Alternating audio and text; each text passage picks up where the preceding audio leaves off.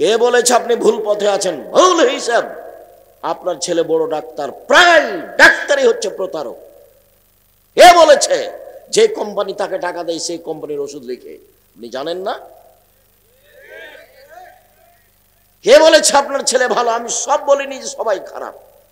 আপনার ছেলে বড় ইঞ্জিনিয়ার, তো টাকা মেরে খায়, মানুষের চুরি করে টাকা। জাতির কি করতে পারে আপনি আর কি করতে পারে আপনার ছেলে? ভুল হিসাব।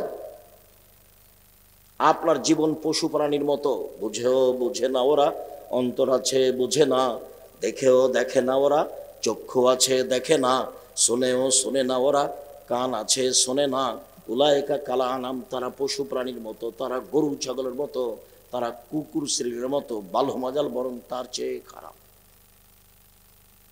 কি হবে এসব জীবন দিয়ে? কি করতে পারেন আপনি জাতির?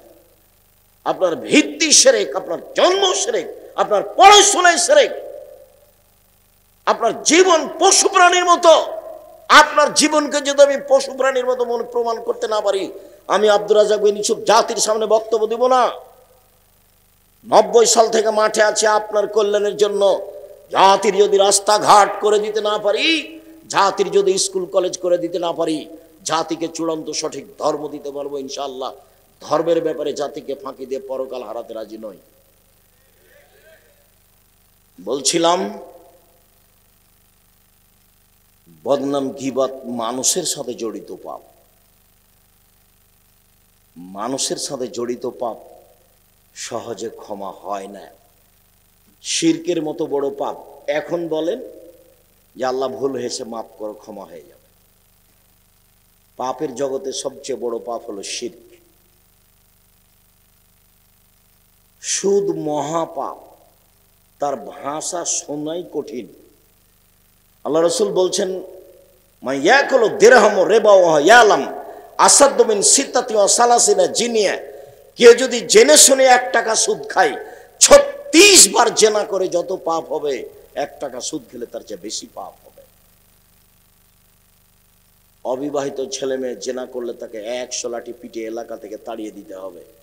বিবাহিত পুরুষ নারী যদি জেনা করে, তাহলে তাকে ইট ঢেল পাথর দিয়ে মেরে মেরে মেরে ফেলতে হবে। পৃথিবীতে তার বেঁচে থাকার কোনো সুযোগ নেই। তার নাম জেনা। কেউ জেনে শুনে 1 টাকা সুদ খেলে, 36 বার জেনা করে যত পাপ হবে, 1 টাকা সুদ খেলে তার চেয়ে বেশি পাপ হবে। তিনি বলছেন, আর রেবা সাবুনা জুজান আইসার রাহান রাজুল উম্মাহু। সুদের পাপের 70টি ভাগ রয়েছে, ছোট থেকে বড়, বড় থেকে ছোট। তার সবচেয়ে ছোট পাপ হলো মার সাথে জেনা করলে যেমন পাপ হয়। একথা আমি বলিনি, একথা মুহাম্মদ সাল্লাল্লাহু আলাইহি ওয়াসাল্লাম বলেছেন। হাদিস 1450 বছর থেকে হাদিস গ্রন্থে আছে। দেখেন উপদেশ বইয়ে দেখেন, সুদ ঘুষ লেখা আছে।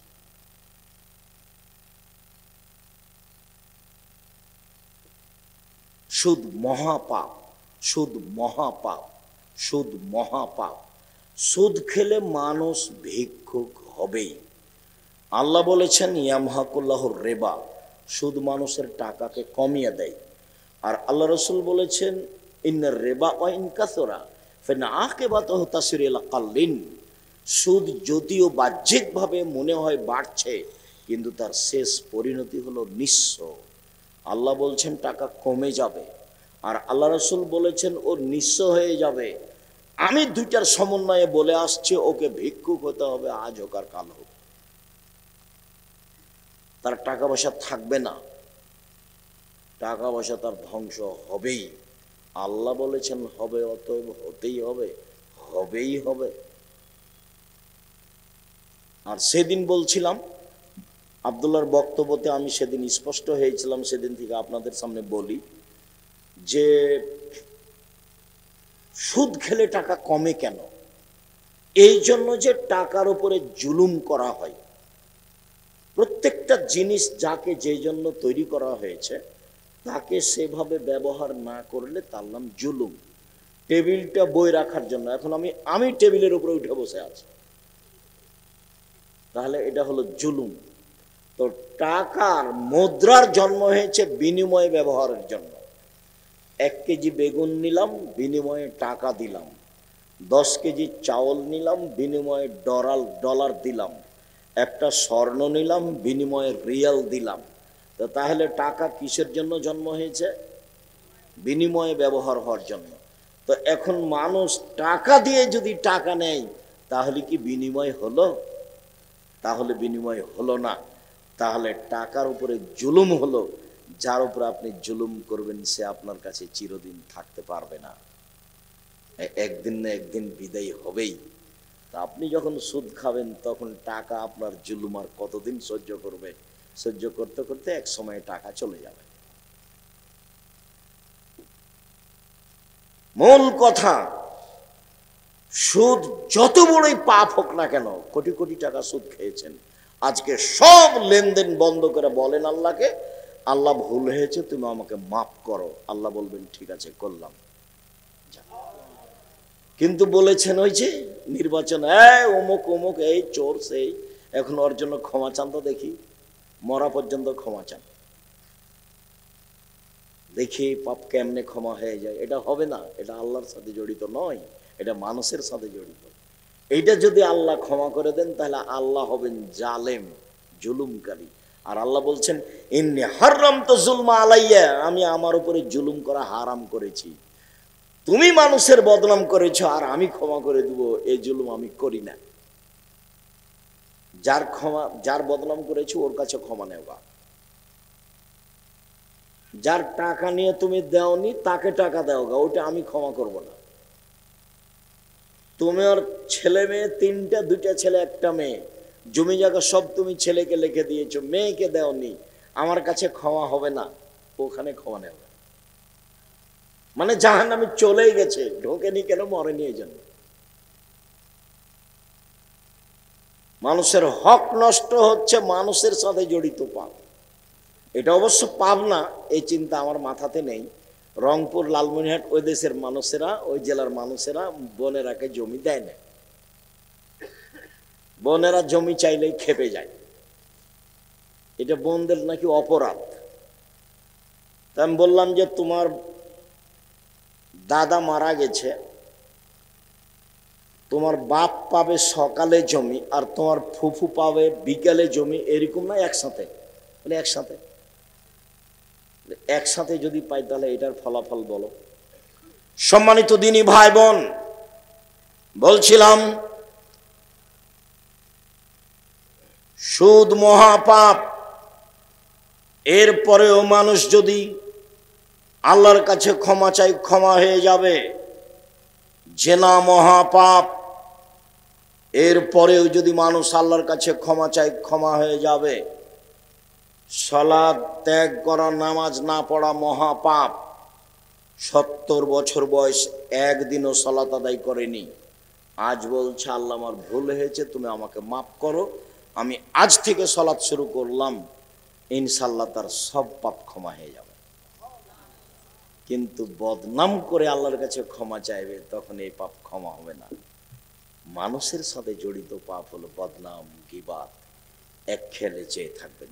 মহান আল্লাহ বলেন ওয়াইলুল লিকুল্লি হুমাযাতিল লুমাযা, যারা সামনে বদনাম করে, যারা পিছনে বদনাম করে, এদের জন্য জাহান্নাম সুনিশ্চিত, ধ্বংস সুনিশ্চিত, এরা জাহান্নামে যাবে, ঘোষণা। যে সামনাসামনি বদনাম করে সেও জাহান্নামে যাবে, যে পিছনে বদনাম করে সেও জাহান্নামে যাবে। বদনাম কি জিনিস? আবু হুরায়রা রাদিয়াল্লাহু তাআলা আনহু বলেন, রাসূল সাল্লাল্লাহু আলাইহি ওয়াসাল্লাম বলেছেন, হাল তাদরুনা মাল গীবাত, সঙ্গী সাথী বলতে পারো গীবাত কাকে বলে? সঙ্গী সাথী বলতে পারো বদনাম কাকে বলে? কালু আল্লাহ রাসূলুহু আলাম, সাহাবীগণ বললেন জি না, বদনাম গীবাত কাকে বলে আমরা জানি না। তখন আল্লাহ রাসূল বললেন, যিকরুকা আখাকা বা মিয়াকরাহ, তুমি তোমার ভাইয়ের কথা বলছো, ও যদি শুনতে পাই, তাকে যদি খারাপ লাগে, তার নাম হলো গীবাত। আপনার কথা আমি এখানে বলছি, যদি আপনি শুনতে পান, আপনাকে যদি খারাপ লাগে, এটাই হলো গীবাত। তা আপনার যদি আমি সুনাম করি তাহলে কি আপনাকে খারাপ লাগবে? এতটুকু আপনি বলতে পারেন যে ভালো, তবে বেশি হয়ে গেছে বলা। যেমন আমি অনেক সময় বলি না, আমার বাপের নাম ইউসুফ আর আমার নাম আব্দুর রাজ্জাক, আব্দুর রাজ্জাক বিন ইউসুফ, এর চেয়ে বেশি বলা লাগবে না। আর চাপ দিয়ে কেউ আমার পরিচয় এ যাবত আদায় করতে পারেনি যে আমি এই পড়াশোনা বা এই জানি বা এই কিছু বা এই করি, চাপ দিয়ে কে এ যাবত আদায় করতে পারেনি। যখন খুব জোরে চাপ দিয়েছে যে বিজ্ঞান পোস্টারে লিখতে হবে, কি লিখবো বলেন, তখন আমি বলেছি আমার নাম আব্দুর রাজ্জাক আর আমার বাপের নাম ইউসুফ, বাপ বেটা মিলে আব্দুর রাজ্জাক বিন ইউসুফ। দেখেন এতে পাপ নাই, কাউকে জিজ্ঞাসা করেন আমার কাছ থেকে এর চেয়ে বেশি কেউ আদায় করতে পেরেছে নাকি। সম্মানিত দিনী ভাই বোন, তুমি কারো কথা বললে ও যদি শুনতে পাই, তাকে যদি খারাপ লাগে, এটা হলো গীবাত। এ পর্যন্ত আল্লাহ রসুল বললেন। সাহাবী বলেন আরায়তা ইন কানা ফিহি মাকুল, আল্লাহ রসুল আপনি তাহলে কি বলতে চান? একটা মানুষ চুরি করেছে, আমি যদি বলি চোর, একটা মানুষ জেনা করেছে, আমি যদি বলি জেনা করেছে, তাহলেও কি গীবাত হবে? আল্লাহ রসুল বললেন শোনো, ইন কানা ফিহি মাতাকুল ফাকা দিগতাবতাহু, ও যদি চুরি করে থাকে তুমি বলো তাহলে গীবাত, ও যদি জেনা করে থাকে তুমি বলো তাহলে গীবাত, আর ও যদি চুরি না করে থাকে তুমি বলো ফাকাত বাহাত্তাহ, তুমি তার উপরে অপবাদ লাগালে। কোনোটাই কম নয়। বদনাম করেছেন, ক্ষমা নিতে হবে তার কাছে, নইলে ক্ষমা হবে না। অপবাদ লাগিয়েছেন, আপনাকে 40 লাঠি মারতে হবে, 40 লাঠি, 80 লাঠি পিটাতে হবে। অপবাদ 80 লাঠি পিটাতে হবে। নবীর ওপরে যারা মিথ্যা কাহিনী বলছে, হুজুরকে 80 160 লাঠি পিটাতে হবে। হুজুর নির্দ্বিধায় মিথ্যা তাফসির করছে। আমাদের গ্রামের এক চাচাতো ভাই, আমার মানে গ্রাম্য চাচাতো ভাই, ও বলছে যে আজকে যে তাফসির করলো না, এমন তাফসির জীবনে কোনোদিন শুনিনি। আমি বললাম ভাইজান কি তাফসির করলো? আরে তোরা ওইসব তাফসির জানিস না। আচ্ছা ঠিক আছে, জানি না তো একটু বলবেন তো কি তাফসির করলো, বলেন। তোরা জানিসই না তো কি করবো, আরে বলেন না কি করলো। তো এখন বলছে, এখনো বলছে যে আদম আলাইহিস সালাম ঘুম থেকে উঠে দেখলেন খুব সুন্দরী নারী পাশে, তিনি হাত বাড়ালেন, তখন ফেরেশতা বলছেন থামেন। তো আদম আলাইহিস সালাম বলছেন কেন? তো ফেরেশতা বলছেন মোহর দিতে হবে, মোহর। তখন আদম আলাইহিস সালাম বলছেন মোহর আবার কি? বলে মুহাম্মদ সাল্লাল্লাহু আলাইহি সাল্লামের উপরে 1000 বার দুরূদ পড়ে দিতে হবে, এটা হলো মোহর। এখন আল্লাহ বলছেন যে আমি আদমকে সবকিছু শিখিয়ে দিয়েছি।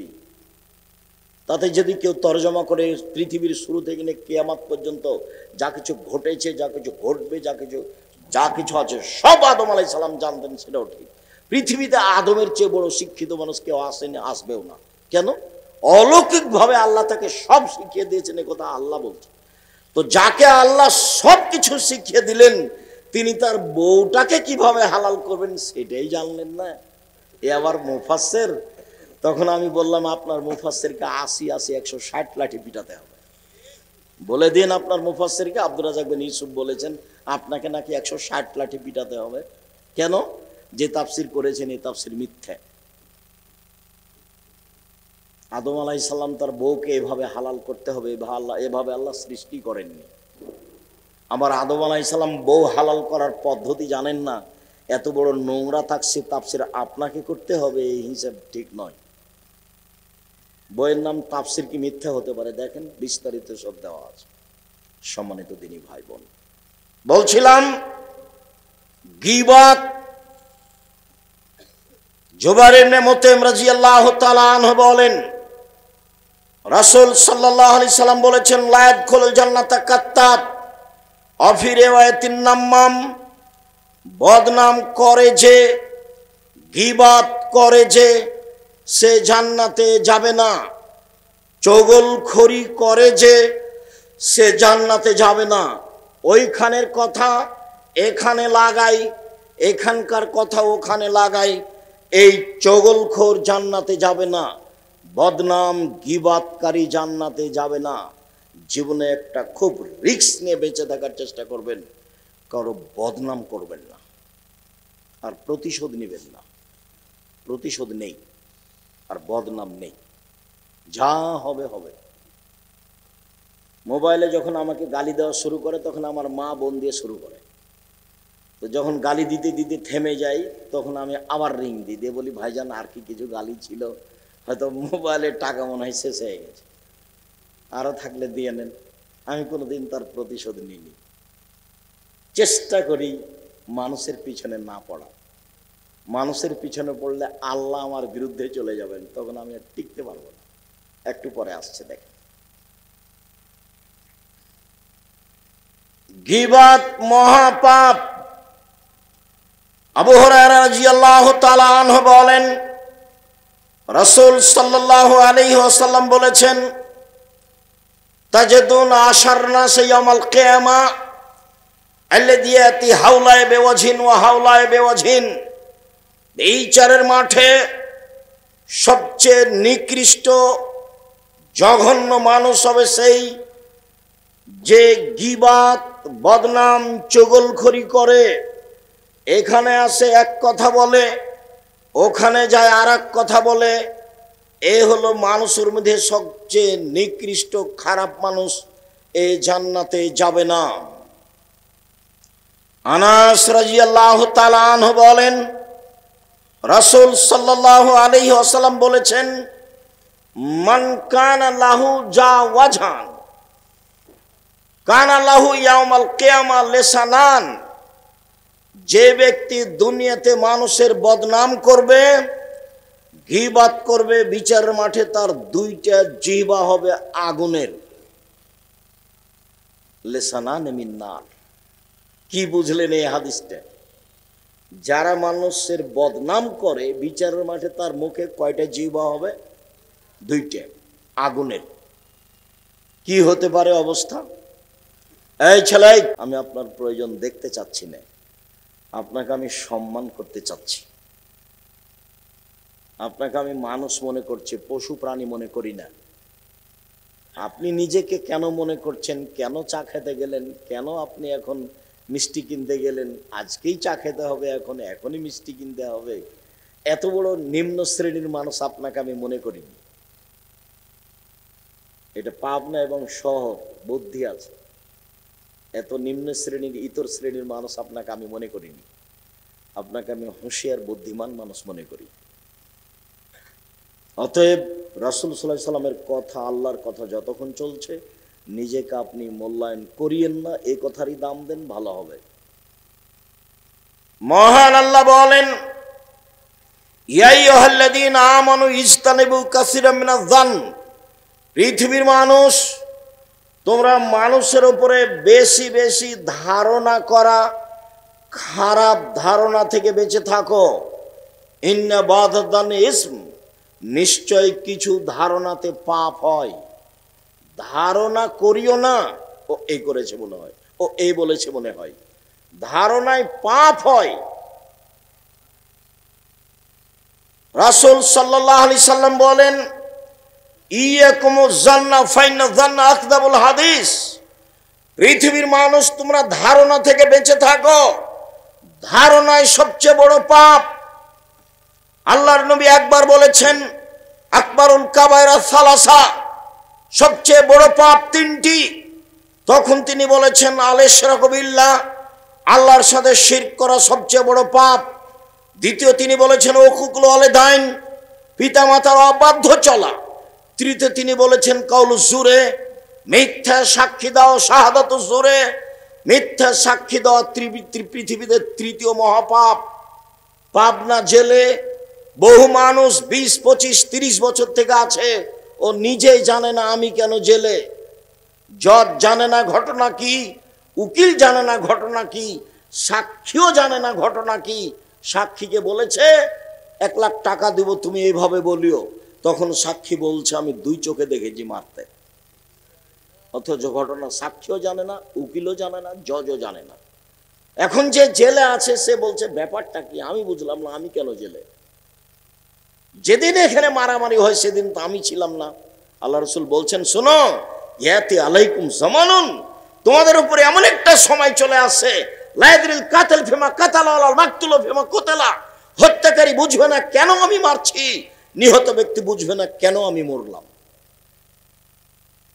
যে মারবে তার ব্যাপারে বলবে কি ব্যাপার, এ আমাকে মারছে কেন, এটা তো আমি চিনি না। আর যে মারছে সেও জানে না যে একে কেন মারছে। ওকে একজন বলেছে টাকা 50,000 দিব ওকে মেরাই, তখন দেখছে টাকা 50,000 তো পাচ্ছি, মেরে গেছে। ও তো জানে না কেন মারছে, আর যাকে মারছে সেও তো চিনে না যে আমাকে মারছে কেন। আল্লাহ রাসূল বলছেন হত্যাকারী জানে না কেন আমি মারছি, নিহত ব্যক্তি জানে না কেন আমি মরছি, জেলের মানুষটা জানে না 25 বছর থেকে আমি জেলে কেন। রাসূল সাল্লাল্লাহু আলাইহি ওয়াসাল্লাম বলেন সবচেয়ে বড় পাপ শিরক, দ্বিতীয় বড় পাপ পিতামাতার অবাধ্য চলা। যত বড় জালেম মনে হচ্ছে বাপ মাকে, মুখ বন্ধ রাখবেন, ক্ষমতা দেখাবেন না বাপ মায়ের সামনে, যা হবে হবে। সংসার ভেঙে যাক চাষ থাক তাতে আসে যায় না, বউ চলে যাক থাক তাতে আসে যায় না, মা যা বলবে তাই মানতে হবে, এটাই ঠিক যদি পাপ না হয়। মা যা বলেছে তাতে যদি পাপ হয় মানতে হবে না, পাপ না হলে যা বলছে তাই মানতে হবে, সেটাই মানতে হবে। দেখবেন, 1 মিনিট দেখেন, কে বাড়িতে আছে? জি না। কোথায় গেছে? শিকার করতে গেছে। কখন আসবে? সন্ধ্যায়। কেমন আছো? খুব একটা ভালো নেই। আচ্ছা ঠিক আছে, আসলে সালাম দিও, চোকাট পরিবর্তন করতে বলিও। সন্ধ্যার সময় এসে বুঝেছেন আব্বা এসেছিলেন। কি ব্যাপার, কেউ এসেছিল? জি একজন বৃদ্ধ মানুষ এসেছিলেন। কি বললেন? বললেন বাড়িতে আছে। আমি বললাম নেই। কোথায় গেছে? শিকার করতে গেছে। কখন আসবে? সন্ধ্যায়। কেমন আছো? খুব একটা ভালো নেই। কি বললেন তিনি? বললেন ঠিক আছে, আসলে সালাম দিও, চৌকাট পরিবর্তন করতে বলিও। হ্যাঁ, তিনি আমার আব্বা। তোমার উত্তর ভালো হয়নি। যখন তিনি বলেছিলেন কেমন আছো, তখন তোমাকে বলতে হতো আলহামদুলিল্লাহ। তোমার উত্তর ভুল হয়েছে। তিনি তোমাকে তালাক দিতে বলে গেছেন, ইলহাকি ইলা আহলিক, তুমি তোমার বাপের বাড়ি চলে যাও। তুমি কত বড় বুদ্ধিমতী দেখার সুযোগ নেই, তুমি কত বড় চাকরি করো এটা দেখার সুযোগ নেই, তুমি কত বড় সুন্দরী এটা দেখার সুযোগ নেই। যা বলেছেন আমার বাপ তাই হবে। হাদিস বুখারী মুসলিম। আর আল্লাহ রাসূল বলছেন ওলা তাওকান্না ওয়ালিদাইকা মা আমারাকা আন তাখরাজা মিন আহলিকা মালিকা, বাপ মায়ের বিরুদ্ধে যাবা না, যা বলছে সেটাই মেনে নাও। যদি চাকরি ছেড়ে দিতে বলে দাও, যদি বউ তালাক দিতে বলে দাও।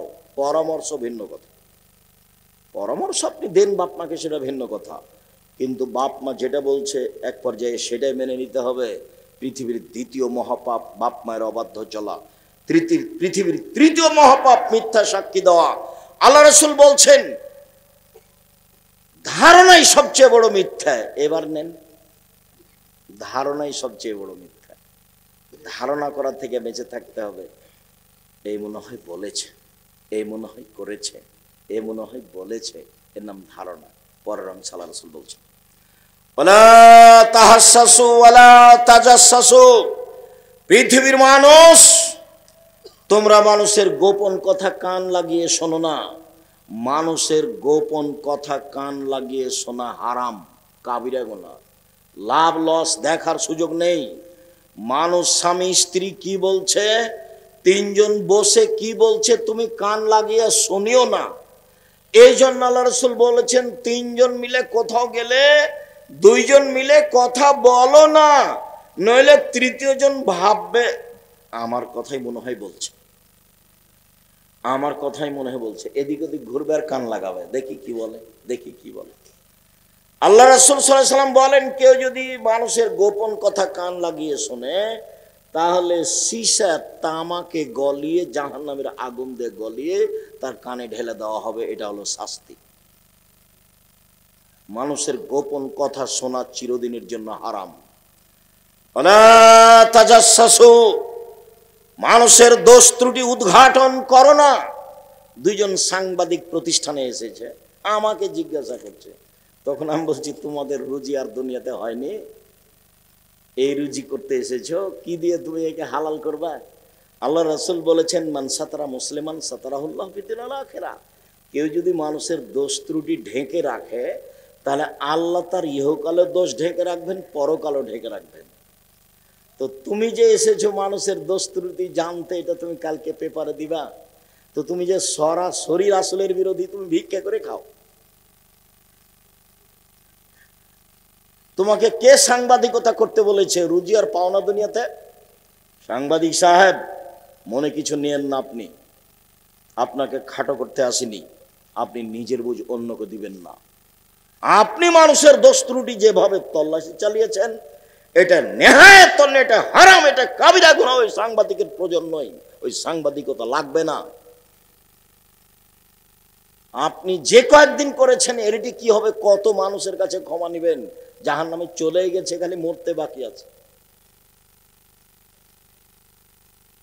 আমি বললাম অন্য রুজি করো, এটা করিও না। দেখো রুজি অনেক আছে, নইলে মানুষের বাড়িতে কাজ করে খাওয়া, ভ্যান চালাবা, রিক্সা চালাবা। আমি চকলেট দিয়ে ব্যবসা করতে বলিনি, আমি বলেছি চকলেটের ব্যবসা করো, মানে সবচেয়ে কম পয়সার ব্যবসা। শ্বশুরের কাছে যৌতুক নিয়ে ব্যবসা করতে হবে না। ভিক্ষা করা টাকা দিয়ে চাউল কিনে ভাত খেয়ে ইবাদত কবুল হবে। ভিক্ষা করা টাকা দিয়ে চাউল কিনে ভাত খেয়ে ইবাদত কবুল হবে। শ্বশুরের কাছে যৌতুক নিয়ে সেই টাকা দিয়ে চাউল কিনে ভাত খেয়ে ইবাদত কবুল হবে না। এই যে বললাম, দেখি কোন মায়ের বেটা উল্টিয়া দেয়। যৌতুকের টাকা হারাম, ওর চাউল হারাম, ওর ভাত হারাম, ও খেয়ে জান্নাতে যাবে না। কুল্লু লাহমিন নাবাতা মিনা সওতে কানাতিন রাউলা বিহি। যে শরীর হারাম উপায়ে বাড়ে, তার জন্য জাহান্নাম যথেষ্ট। ব্যাংকের টাকা উঠে আপনাকে ব্যবসা করতে হবে, কে বলেছে? ব্যবসার পথ তিনটা। এক, দিন মজুরি, সন্ধ্যায় টাকা শেষ, ঘুম যাবেন, মরে যাবেন, দুনিয়া শেষ। দুই, চাকরি, 25 দিনে টাকা শেষ হবে, সাধারণত 5 দিন ধার কর্য করে চলবে, এভাবে জীবন পান। তিন, জমি চাষ, সমান সমান, না হলে লস। চার, ব্যবসা। তখন আল্লাহ রাসূল বললেন, পার্টনারে যদি ব্যবসা করে, সবাই যদি সৎ হয়, তো 10 জন মিলে যদি ব্যবসা করে, তাহলে 11তম আল্লাহ। যদি 3 জনে ব্যবসা করে, 4র্থ জন আল্লাহ। একজন যদি ফাঁকি দিয়ে আরেকজনের কাছ থেকে টাকা নিয়ে নেয় না বলে, তাহলে আল্লাহ বলবেন যে তোমরা থাকো, আমি গেলাম। তখন মারামারি লেগে যাবে, কোট হবে, দিয়ে পালিয়ে যাবে, দিয়ে টাকা আর নাই, ব্যবসাও নেই। তো নিজে নিজে ব্যবসা করেন। তখন আল্লাহ রাসূল বলছেন, তাজির আস-সাদুক আল আমিন ইয়াকুনুমা শুহাদা সিদ্দিকিন ওয়াল আম্বিয়া। সত্যবাদী বিশ্বস্ত ব্যবসায়ীরা বিচারের মাঠে নবীদের সাথে থাকবেন। এবার নেন, তাহাজ্জুদ না পড়লে নবীর সাথে থাকা যায় না। একজন সাহাবী রাতে ওজুর পানি নিয়ে এসেছেন মেসক।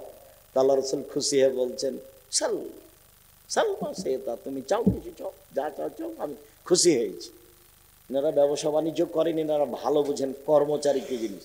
কর্মচারী আহমাদ, যে হ্যাঁ বেশ, তুই ভালো রে, কুরবানি আসুক, তোকে আমি 2টা জামা দেবো, নতুন জামা দেবো। খালেদ নেই, খালেদ নেই, খালেদ নেই। কিছুক্ষণ পরে এসে বলছে, স্যার আপনি আমাকে ডাকছিলেন। খালেদ, তোকে দিয়ে হবে না রে, তুই চলে যা। তো কর্মচারীকে খুব প্রস্তুত থাকতে হয়, বিশ্বস্ত এবং শক্তিশালী, ওটা আল্লাহ বলছে। কর্মচারীকে কেমন হতে হবে? বিশ্বস্ত, শক্তিশালী। প্রমাণ মনে আছে? প্রমাণ ওই যে মুসা আলাইহিস সালাম পানি পান করালেন 2টা মেয়ের। তখন মেয়ে 2টা বলল আর আব্বাকে, আব্বা লোকটাকে কাজে নেন, লোকটা শক্তিশালী, বিশ্বস্ত, কাজে নেন আব্বা। যাকে কাজে নেবেন কর্মচারী, তাকে কি হতে হবে? বিশ্বস্ত, নাহলে সব টাকা নিয়ে পালিয়ে যাবে। তাকে হতে হবে শক্তিশালী। সম্মানিত দিনী ভাই বোন, বলছিলাম রাসূল সাল্লাল্লাহু আলাইহি সাল্লাম বললেন, তোমরা মানুষের দোষ ত্রুটি উদ্ঘাটন করো না। দোষ ত্রুটি অন্বেষণ করা, উদ্ঘাটন করা হারাম। চিরদিনের জন্য মহা পাপের কাজ হলো মানুষের দোষ ত্রুটি উদ্ঘাটন করা। সম্মানিত দিনী ভাই বোন, আমি আপনাদের আজকে একটা ঘটনা শোনাই, যাতে আল্লাহর নবী মুখে বলেছেন দোষ ত্রুটি ঢেকে রাখতে এবং নিজে কত চেষ্টা চালিয়েছেন।